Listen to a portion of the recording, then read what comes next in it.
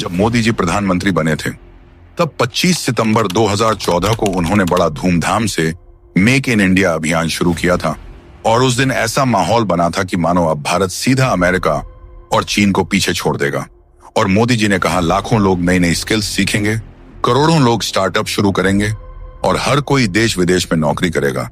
और उस वक्त लोगों को सच में लगा कि अच्छे दिन अब आ ही गए।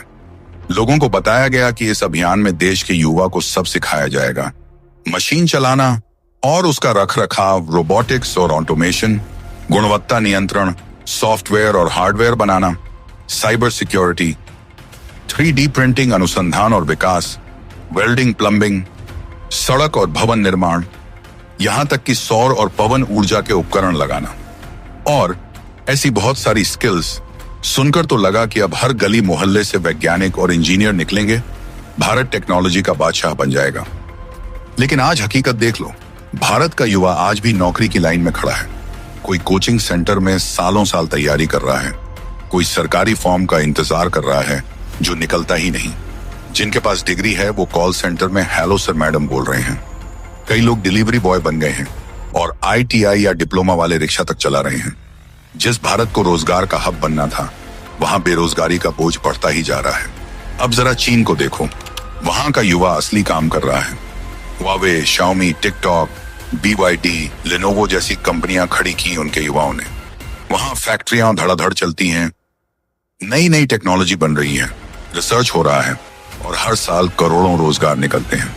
चीन का युवा मॉडर्न घरों में रहता है, गाड़ियां चलाता है, विदेश घूमता है और टेक्नोलॉजी से दुनिया को जीत रहा है।